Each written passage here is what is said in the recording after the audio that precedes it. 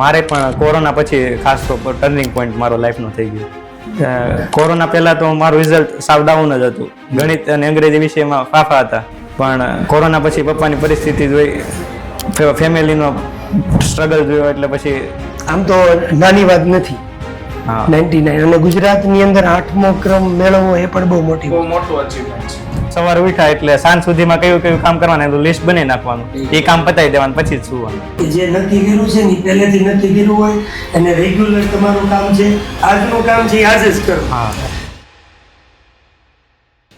નમસ્કાર વિદ્યાર્થી મિત્રો, આપ સૌ જાણો છો કે ભાઈ વિદ્યાકુલે આ વર્ષે પણ જે રીતે દર વર્ષે યથાવત રિઝલ્ટ જાળવી રાખ્યું છે એવી રીતે આ વર્ષે પણ પ્રચંડ પરિણામ જે આપ્યું છે એ પરિણામના માધ્યમથી હવે પછીના જે વિદ્યાર્થી મિત્રો છે એમને કંઈક માર્ગદર્શન મળી રહે, એમને કંઈક સલાહ સૂચન મળી રહે એ માટે આપણે જે જ્ઞાન ગોષ્ઠી કહીએ કે જે વિદ્યાર્થીઓએ સારા માર્ક્સે પાસ થયા હોય, સારું રિઝલ્ટ લાવ્યા હોય, એની પાસેથી આપણને માર્ગદર્શન મળી રહે એ હેતુથી જે આપણે કંઈ ઇન્ટરવ્યુની જે સિરીઝ કરી છે એની અંદર આજે આપણે એવા વિદ્યાર્થીની વાત કરવી છે કે જેણે વર્ષ દરમિયાન શ્રેષ્ઠ મહેનત કરી અને ગુજરાતની અંદર 8મો ક્રમ મેળવ્યો છે એ વિદ્યાર્થી સાથે વાત કરવી છે, એમના પરિવાર સાથે વાત કરવી છે. તો શરૂ કરીએ આપણે આજની આ ઇન્ટરવ્યુની સિરીઝની અંદર. ભાઈ સૌથી પહેલા તો ભાઈ બેટા તારું નામ તારે કહેવાનું છે અને તારે કેટલા પીઆર આવ્યા છે એ આ વિદ્યાર્થી મિત્રોને તારે. મારું નામ ગુંદણિયા જય શૈલેષભાઈ છે. મારે 99.92 99.92 પીઆર આવ્યો છે. ઓકે વેરી આમ તો નાની વાત નથી. હા 99 અને ગુજરાતની અંદર 8મો ક્રમ મેળવવો એ પણ બહુ મોટું અચીવમેન્ટ છે. તો આમ કેટલા વર્ષોથી અમારી સાથે જોડાયેલા? 10માંથી. 10મા ધોરણ. હા. અને એવો તમને ક્યારે ખ્યાલ આવ્યો કે મારે ઓનલાઈન અને એમાં વળી પાછું ટોપર બેચમાં ભણવું જોઈએ? 12માં સ્ટાર્ટિંગમાં જ તે. બરાબર છે. કોઈએ કીધું હતું કે આવી નહીં, રીતે નહીં. કોઈ? તો કેવી રીતે તમને ખબર આ પડી? યુટ્યુબના માધ્યમથી. ઓકે. હું તે ઇન્ટરવ્યુ જોતો તો એમાંથી જ મેં જોયું હતું. ડોબરિયા શશિતા બેન હતા ને, હા એનું ઇન્ટરવ્યુ જોયું. ગયા વર્ષે ભાઈ આપણો ઇન્ટરવ્યુ લઈ સફળ છે કે ભાઈ જેના માટે ઇન્ટરવ્યુ લઈ છે ને એ વસ્તુ સફળ છે. એક ઇન્ટરવ્યુ જોયા પછી એમને પ્રેરણા મળી પછી અમારી સાથે જોડાયા. વિશેષ શું લાગ્યું ટોપર બેચમાં? ખાસ તો બધી પીડીએફ મળી જાય અને રિવિઝન થતું રહે. ઓકે. વિશેષ ખુલીને કહેવાનું, આપણે બધા છોકરા જાણે છે, સાંભળે એમ. આપણે યસ નો માં આપણે જવાબ નથી, આપણે બધાને પ્રોપર છોકરાને કંઈક ગાઈડન્સ મળે એ હેતુથી. અહીંયાથી જે કાંઈ ક્લાસ પીડીએફ આપણે આપતા હતા એ બધી તમે સોલ્વ કરતા હતા રેગ્યુલર એવું? ઓકે. બીજું એક વસ્તુ કહી તો મોસ્ટ ઓફ વિદ્યાર્થી એવા હોય કે જેને ઘણી વખત ક્યાંક ને ક્યાંક જીવનમાં પરિવર્તન આવે. તો તમે એવું કઈ માનો છો કે કઈ જગ્યાએથી તમારા જીવનની અંદર ટર્નિંગ પોઈન્ટ કહી શકાય એવો કોઈ સમય? હા ચોક્કસ એવું. મારે પણ કોરોના પછી ખાસ તો ટર્નિંગ પોઈન્ટ મારો લાઈફનો થઈ ગયો. કઈ રીતે એમ? કોરોના પહેલા તો મારું રિઝલ્ટ સાવ ડાઉન જ હતું. ગણિત અને અંગ્રેજી વિષયમાં ફાફા હતા. પણ કોરોના પછી પપ્પાની પરિસ્થિતિ જોઈ, ફેમિલીનો સ્ટ્રગલ જોયો એટલે પછી ટોપર બેચમાં જોડાણું અને રિઝલ્ટનું મહેનત કરી મેં. આપણા કેટલા વિષયમાં કયા માર્ક છે જે? બીએ, એસપી અને સ્ટેટમાં 100માંથી 100, ઇંગ્લિશમાં 85, ગુજરાતીમાં 91, એકાઉન્ટમાં 94. કેમ એકાઉન્ટમાં 94 કેમ આવ્યા? ક્યાં ભૂલ હતી? એમાં પેપરમાં જે ક્વેશ્ચન નહોતા આવડતા એ પહેલા અટેન્ડ કર્યા, એ ભૂલ મારી સૌથી મોટી. સરસ. રેડી, તમારે આ ભૂલ નથી કરવાની. જેટલું આવડે છે એટલું પહેલા લખી નાખો, નથી આવડતું એની જગ્યા મૂકી દો અને આગળ વધો. પછી છેલ્લે જે છે એ જ સમય તમારો બચવાનો જ છે. ખાસ મારે એટલે માટે જ પૂછવાનું હતું કે એકાઉન્ટમાં 94 શું કામ આવ્યા? ભાઈ કયા દાખલામાં? પ્રવેશની અંદર ભાઈએ માથાકૂટ કરી, એમાં સમય એનો ખરાબ થયો, જેના કારણે પાછળના વાર્ષિક હિસાબને જે પ્રવેશ છે એમાં સમય કપાણો. હવે સ્ટેટ, એસપી અને બીએ 100માંથી 100 આવ્યા. એની તૈયારી કઈ રીતે કરી? સ્ટેટમાં તો હાર્દિક સરના આઈએમપી ક્લાસ પીડીએફ સોલ્વ કરી નાખતો અઠવાડિયે અને બીએ માં ચાવી સરની. અચ્છા, ઓકે, વેરી ગુડ. અને ઇકોનોમિક્સમાં 98. ઓકે, કોઈ નોટ્સ બનાવવાની કે એવું કઈ હતું કે? હા નોટ્સ બનાવવાની હતી. અચ્છા, એમની સાથે એમના મમ્મી પપ્પા પણ બેઠા છે. આમ બાળકનું એટલું રિઝલ્ટ જોઈને તમને આમ કેવો આનંદ થયો? અમને આનંદ થયો, બહુ આનંદ થયો. એમ તમે શું કહો છો? એના સ્વભાવ વિશે તમે થોડુંક કહો નહીં, કઈ રીતે તૈયારી કરતો એમ? બસ એનો સ્વભાવ તો બહુ જ આમ સારો છે ને એ રીતે જ તૈયારી કરતો હોય. સવારે ઉઠતો કેટલા વાગે? સવારે કોઈ દિવસ મારે એને ઉઠાડવો જ નથી પડ્યો. એની જાતે જ ઉઠીને બંધ કરી દો. જો તમારા બાળકે તો આટલી મહેનત કરી છે, બરાબર છે, ખરેખર બાળકે બહુ મહેનત કરી છે. પણ અમે જ્યારે અહીંયા આવ્યા ને ત્યારે એના મમ્મીને એક પ્રશ્ન અમે પૂછ્યો હતો કે ભાઈ આ જે વિદ્યાર્થી છે એ ભણવામાં તો અથાગ પરિશ્રમ કર્યો છે, બીજું પરિવારમાં કઈ રીતે હેલ્પફુલ નીવડતા? આપણે એના મમ્મીને ખાસ પૂછીએ, કારણ કે એના મમ્મીના મોઢે જ આપણે સાંભળીએ કે આ જે વિદ્યાર્થી છે એ ખરેખર કેટલો ડેડિકેટેડ છે, એના એજ્યુકેશન પ્રત્યે ડેડિકેટેડ છે અને એના ફેમિલી પ્રત્યે ડેડિકેટેડ છે. બેન, કેવો સપોર્ટ હતો તમારા બાળકનો તમને? મારો સપોર્ટ તો એમ જ કહેતી કે હવે તું મૂક વાંચવાનું, મૂક ને થોડીક ફ્રેશ થવા જા. ઓકે. અને તમે જ્યારે થાકતા, તમે એમ કીધું કે મને કમરનો પ્રોબ્લેમ છે, બરાબર, ત્યારે એનો સપોર્ટ શું હતો? એમાં અને ઘરકામમાં તો કચરું પોતું, કપડાં સંધુ કરાવતો. બરાબર. ભાઈ જો આ છે ને દીકરા, આ લાગણી એ વહી રહી છે, સમજાણું? એના મમ્મીએ આ બધું ફીલ કર્યું છે કે સવારે કેટલા વાગે બેટા ઉઠતો તું? 5 વાગે. 5 વાગે ઉઠી જવાનું, પછી બપોરે સુવાનું, લેપ લેવાની.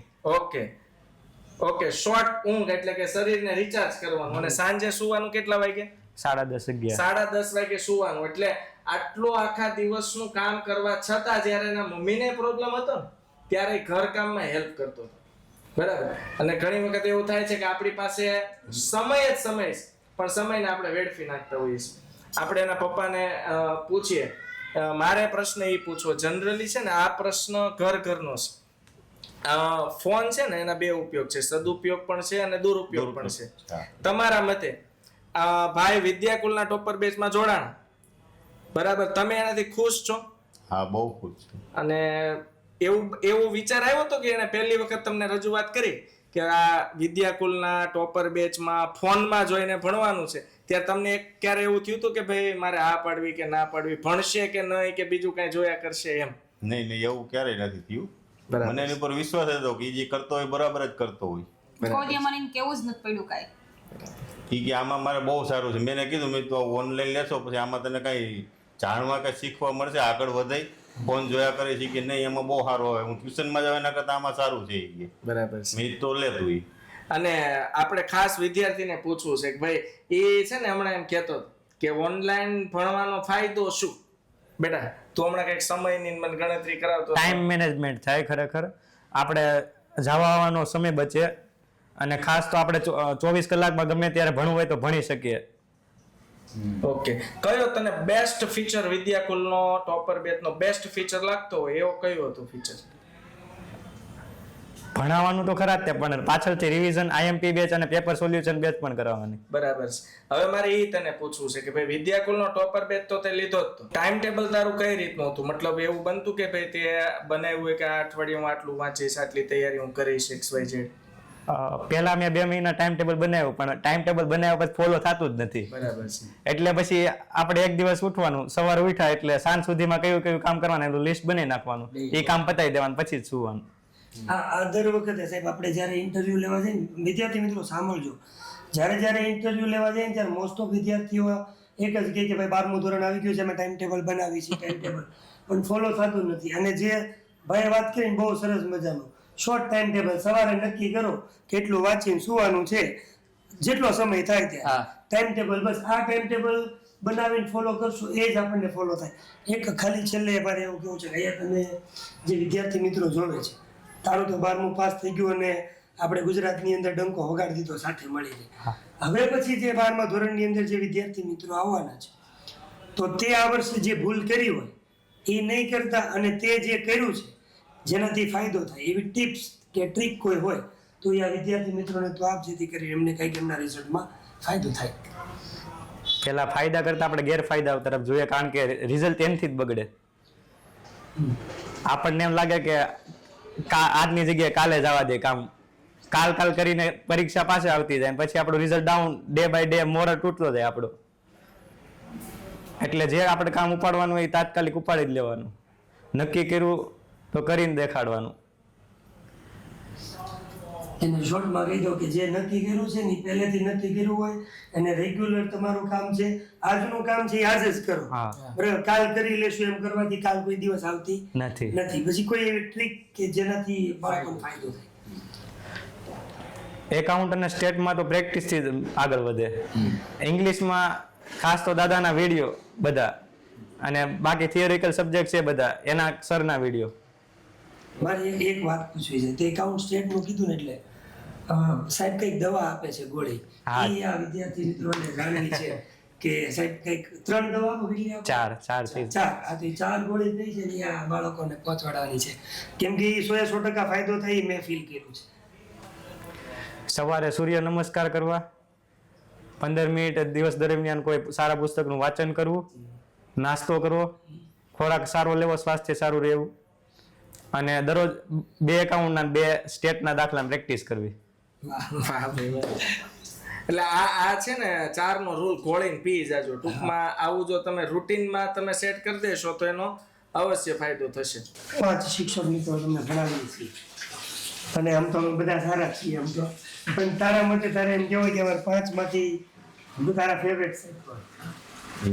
મારું નામ નો લેતો બસ. જે તને 5 જ ફેવરિટ. બસ તો એક એક બાબત કહેવાની છે 5 એની સાથે. ખાસિયત. હા 5 તો શેનામાં? ચાલો સ્ટેટ હાર્દિક સર. હાર્દિક સરનો પહેલા લેક્ચર જોવાનો ખાસ. કોઈ એક બાબત હાર્દિક સર વિશે. કાંઈ વાંધો નહીં, બિંદાસ બોલ. હાર્દિક સરની ગણતરી તમે જોઈજો. મિનિટ આપણે સેકન્ડમાં એ જવાબ કહી દેશે દાખલાનો. વાહ. તમે કેલ્સીમાં કહો, એ વગર કેલ્સી. હા ચાલો મયુર સર. મયુર સર. મયુર સર આપણે પુસ્તકનું જ્ઞાન તો દેવાનું જ છે, પણ બહારનું ધંધાકીય એકમનું જ્ઞાન દેવાનું, એટલે છોકરાને ડેવલપ થાય. Yes Neelkanth sir. નીલકંઠ સરનું પણ એવું જ છે. આપણે અર્થશાસ્ત્ર છે તો આખા ભારતને કઈ રીતના અસર કરે, આપણે કઈ રીતના આપણો દેશ ચાલે છે, તો બહારની બાબત પણ દેખાડવાની. કેતન સર. કેતન સરનો લેક્ચર માઇન્ડ ફ્રેશ કરવો હોય ત્યારે જોવાનું. વડીલ જાણે એટલે તો દાદા કહેવાય છે ને. હળવાઈ જોવાનું, નહીંતર એમ કે માઇન્ડ ફ્રેશ કરવા છોડાઈ જાય. અને જેમિસ સર. જેમિસ શર્મા તો ખાસ તો એકાઉન્ટના દાખલા, એ સરની ટ્રીક જ એ રીતના છે કે તમને તરત જ મગજમાં દાખલો ઉતરી જાય. સરસ.